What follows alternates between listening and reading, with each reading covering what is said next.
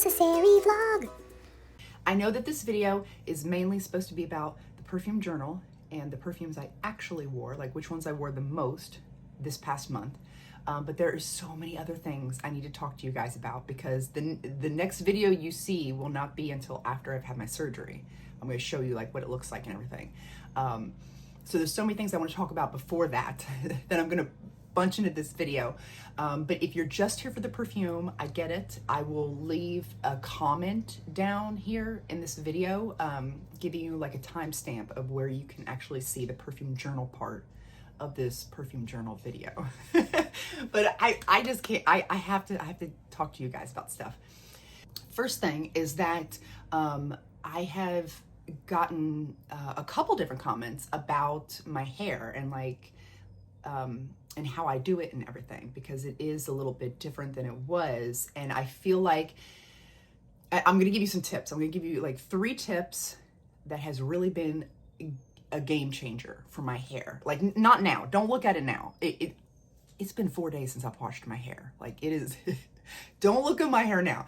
But like in my perfume videos that I make on my perfume channel, when my hair is more down and full looking, that's what they're referring to, not what it looks like now. And they've asked me like, you know, how do I do that and stuff like that. So I've got 3 major game-changing tips that I will share with you. First off is that the more layers you have, the more full your hair is going to look. Because if your hair is all one length, you know, it's going to look flatter and straighter, you know, which is fine because some people like more straight hair, you know, that's fine. There's all different types of styles you can do. But if you're wanting more lift, more volume, more,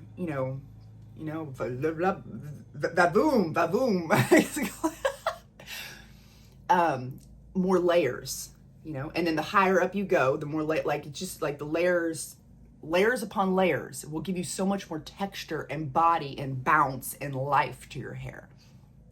Tip number 2 is that I will never sleep on my hair. Like when I'm about to go to sleep, I never just like lay down on a pillow. Like who does that?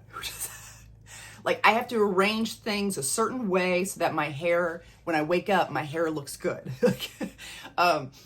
What I'll do is, like some people will lay on their hair while they're sleeping. So of course, when you wake up, it's going to be flatter because you laid on it all night. I don't do that. I will always pretend my hair is down right now. I know this is terrible that my hair is up right now because then I can't really explain what I'm trying to say correctly, but just pretend like my hair is down and I'm about to go to bed. What I would do is I would take the back, brush it all up and then lay it out. I'm not pushing it down and laying on it. Do you see what I'm saying? Like I'm taking it all and I'm laying my hair out like this over top of my pillow. That way when I wake up in the morning, it still looks styled. I lose a little bit of my curl, but I haven't lost all of my curl from the previous day. And it just keeps that body. It just gives you a little bit more body versus if you actually like lay on your pillow with your hair, you know. And then I hope I explained that right. I'm sorry, you guys. And then number 3 is I know this sounds so silly, like duh, but hairspray. Hairspray has been a huge game changer for me. I used to not like hairspray. I wasn't a big fan. I'm still not a huge fan of hairspray because it's sticky and it makes your hair, stiff filling and stuff. But if I'm going to be making videos or if I'm going out on a date night or something, then hairspray is a must. Because I'll do the loose curl with my straightener, and then I will shake it out. Like I will shake it out like I am like I've got lice or something, you know, and I'm scratching my head. Like I will shake it out like So pretend I'm shaking my hair out, and then I will spray it all down, and then kind of lay it where I want, lay the pieces where I want, and then it becomes really like big. Again, this would be so much more helpful if my hair was down right now, but it is so dirty, you guys. And so I had to pull it up today, but But basically, yeah, you just like, once you're done curling it, my hair kind of will look a little bit more flatter once I do that. So I have to shake it out really big, like just run your fingers through it, shake it out, and then spray it down with that hairspray. And that will keep that volume and make it real big looking. But those are the three major things that have been game changers for me, as far as my hair. The next thing I wanted to share with you guys is the nail color that I'm wearing now that I wore for my end of the month perfume video on my perfume channel. People were asking about it, and I want to share it with you guys because it's such an inexpensive, like, hidden gem. Like at the Dollar Tree, like they have so many good colors at the Dollar Tree. So this one is $1.25, and it's called Cleopatra. And I absolutely love it. So yeah, Dollar Tree, you guys, Dollar Tree. The next thing I want to show you guys is the merch. I'm so excited about it. Now, this came in about a week before everything else came in, because this was kind of a prototype to see if I wanted to change anything or do anything before I like uploaded it onto the website. I did end up moving the lettering down just a little bit because I thought it was a bit high. So the rest of these, like the lettering is going to be down a little bit more. I thought that worked a little bit better. And I wanted to kind of see about sizing and stuff. So this is the oversized hoodie, and this is a medium on me. And it is pretty, I mean, it's pretty oversized. It's pretty oversized. It goes past the butt, really nice, really comfy, very soft. Oh my gosh. But I like my sweatshirts like even bigger. Like I like to live in my hoodies and sweatshirts. Like I will fall asleep in my hoodie or sweatshirt, go about my day, and then go back to sleep. Like I'll wear like the same hoodie like 2 or 3 days in a row and just wear it to bed. And so I like them to be like extra comfy and extra like a blanket, like I'm wearing a giant blanket. So some of these other ones are different sizes I'm going to share with you, but this one is the medium in the oversized hoodie for anyone who was wanting to know. Okay, and next I'll show you the other size I got. Ended up getting, I kept the tags on, I just got them in, but I kept the tags on because I wanted to be able to tell you all what sizes this is.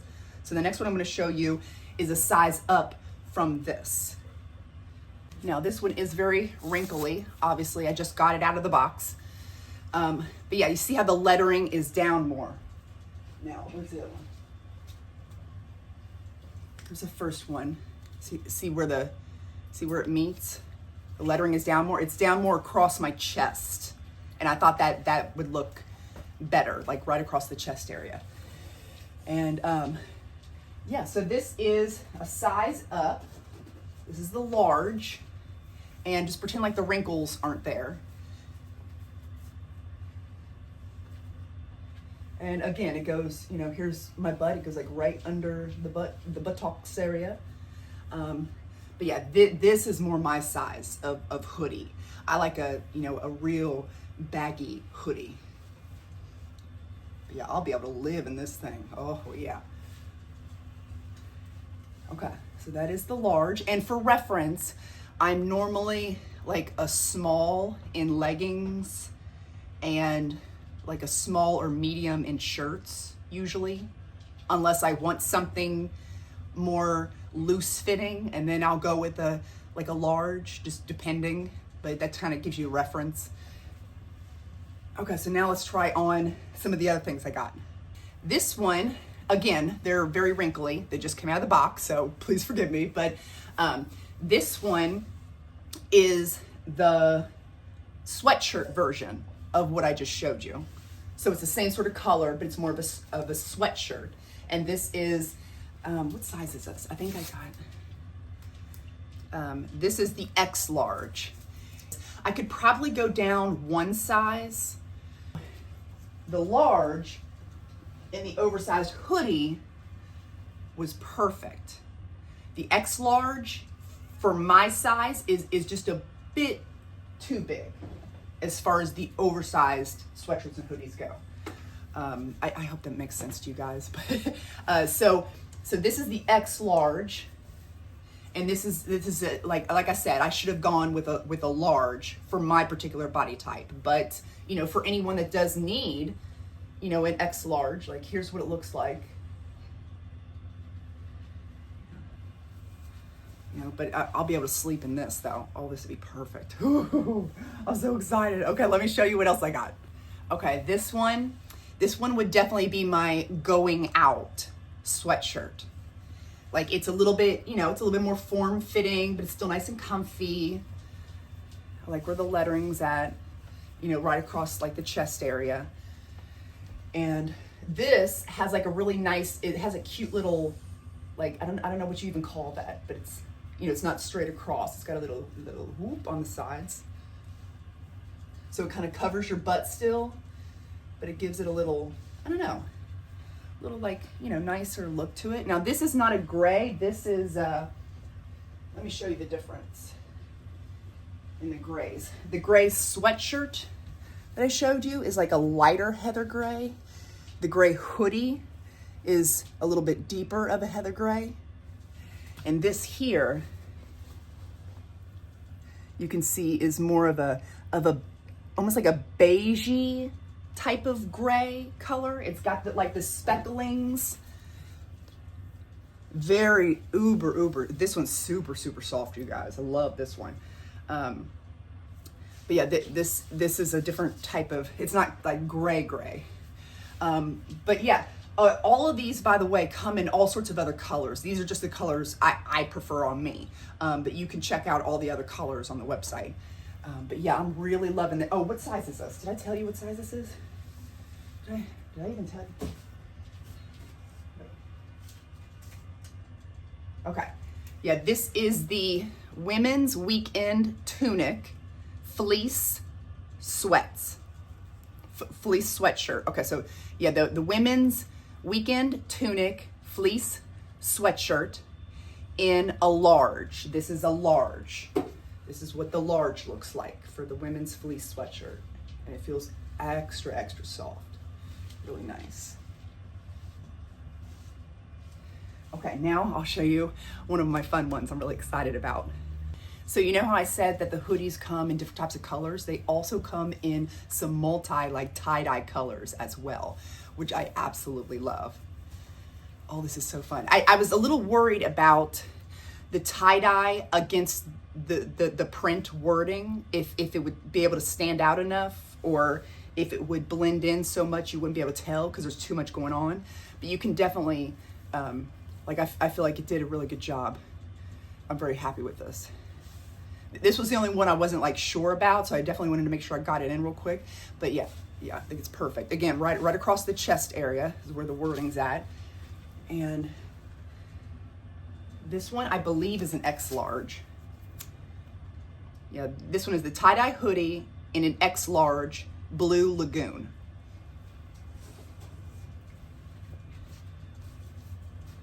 And yeah, I might take the strings out. I'm not really a string person, but that's like just personal preference. Don't forget to like and subscribe. The last thing I want to share with you really quick before we get started on the perfume journal part is perfume related. When did we collectively decide that we did not like this perfume? Because, like, let me show you what it is. Mont Blanc Absolute. So I remember back when this first came out, there may have been one out there, but I did not see any good reviews on this perfume. Like everyone was like, no, this is not the perfume for you.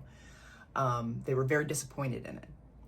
So we all just kind of collectively decided to just shun it from the fragrance community. Like I haven't seen it since. Like it was gone. It was outcast into like an island, a remote island somewhere, and no one talked about it.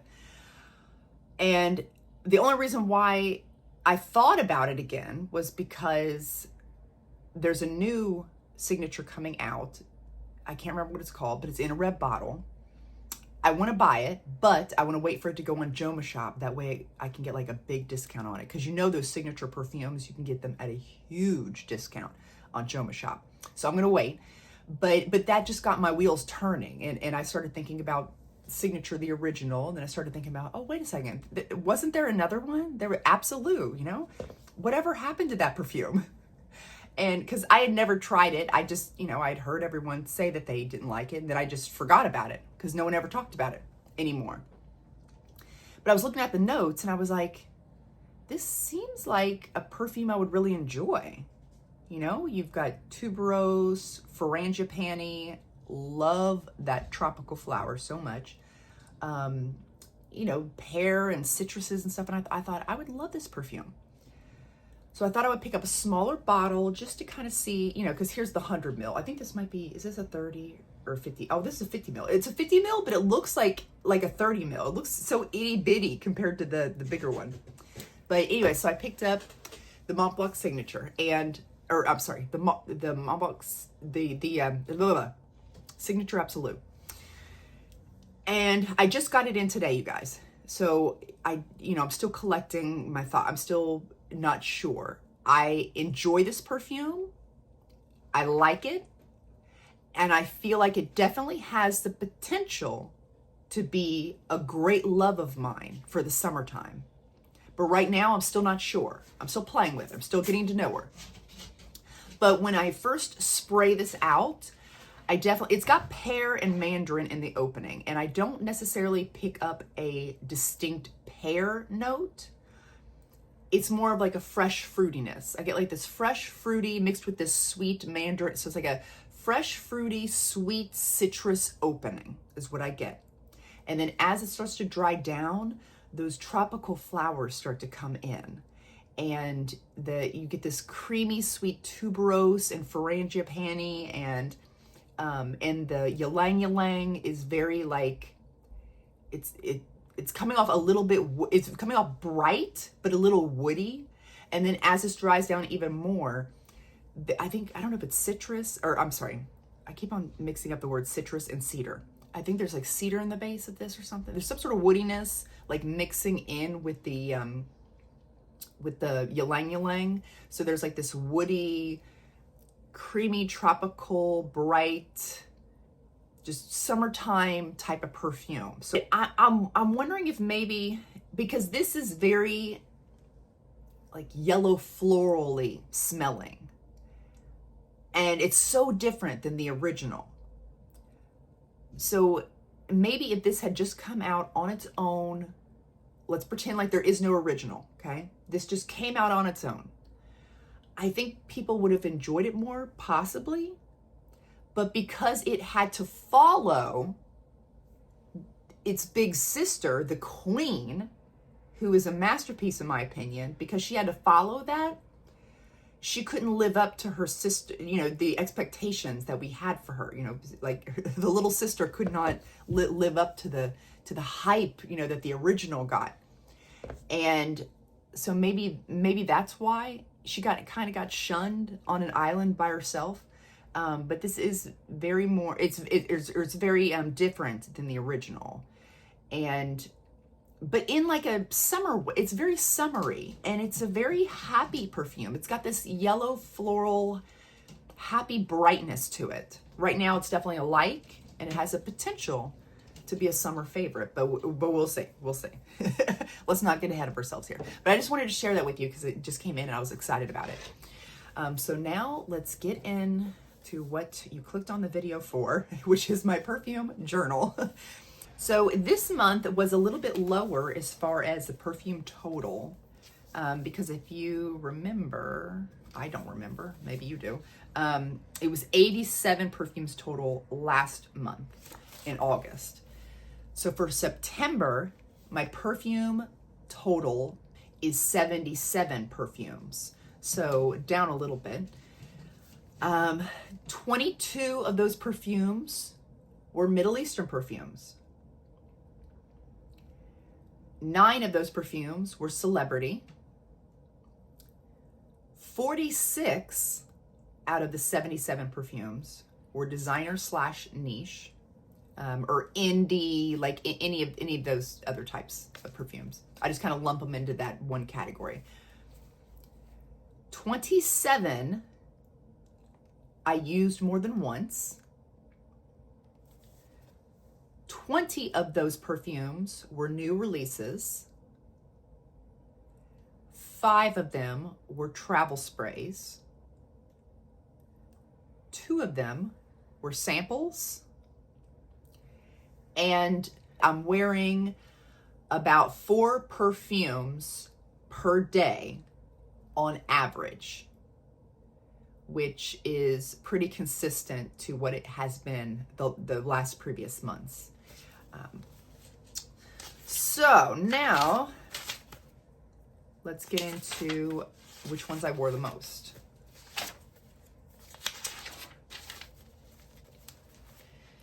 So starting off with the designer / niche.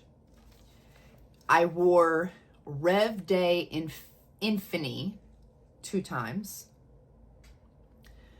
I wore La La Wu 2 times.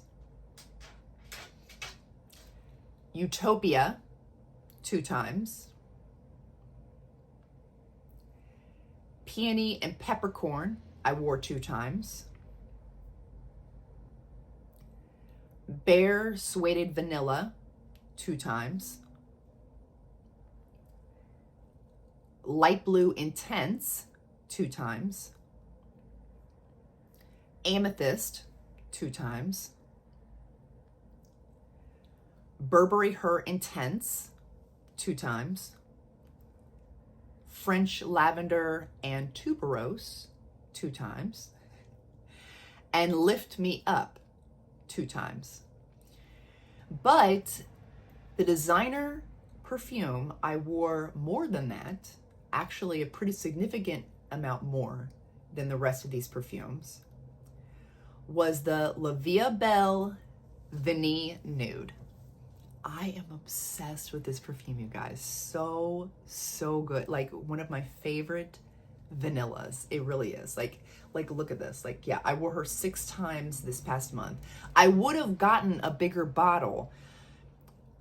It was Sephora had a sale on these particular perfumes, and when I saw that, it was a pretty good sale too. I was like, oh my gosh, I want to get a full bottle. But they were already sold out of the 100 ml bottles, but they had some 50 ml left. So I went ahead and got a 50 ml for like a really good discount. So I'm going to try to get this to last until Vanille Nude shows up on Joma Shop, and then I'll get a 100 ml bottle when that happens. But yeah, so I'm going to try to make this last until then. We'll see. But absolutely love this vanilla, and it wore her 6 times this past month. So now let's go to the celebrity perfumes. Which celebrity perfumes did I wear the most of? I wore Stash 2 times. I wore Gardenia 2 times. But the celebrity perfume I wore the most this month, you want to take a guess? NYC. Again, I am obsessed with this perfume. I wore this a total of 5 times this past month, which is just 1 less than the Vanille Nude. Just such a fruity, creamy, it's a little boozy. Love it. And this would have never been on my radar. I am so happy I have this in my collection, and I definitely, this probably won't last me too much longer. I'm definitely gonna get like a 100 ml next time around, because this is definitely gonna be a staple in my celebrity perfume collection. Now we have the Middle Eastern perfumes, which ones I wore most this month. I wore Million Secrets 2 times. Choco Musk Marshmallow 2 times. Nebris 2 times. Ivory Musk 2 times. Oud and Lychee 2 times. Captcha 36 I wore 2 times. Ylang 62, I wore 2 times. The black 92, I wore 2 times. Veneno Scarlet, I wore 2 times. Noble Blush, I wore 3 times. Velvet Rouge, I also wore 3 times.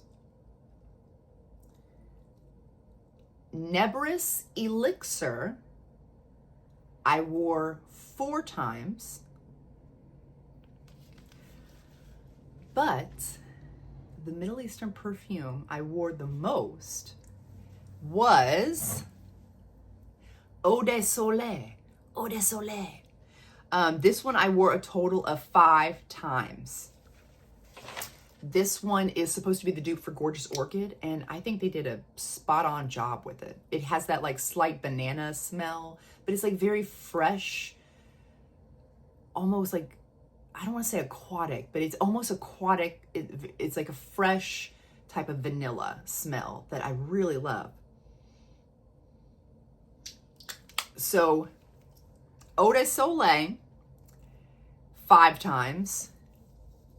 NYC 5 times, and I wore Vanille Nude 6 times. So these are the big winners. These are the perfumes I wore the most in the month of September.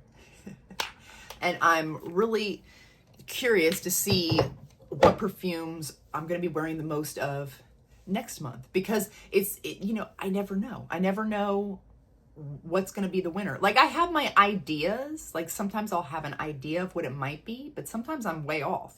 It just depends. Like, at the end of the month, when I tally everything up and do all the calculations, sometimes I'm really like surprised by how many or which perfumes I actually wore the most. So I'm really excited to see which perfumes I wear the most next month. I would love to know in the comment section some of your most worn September perfumes. Thank you guys so much for watching, and I will see you later.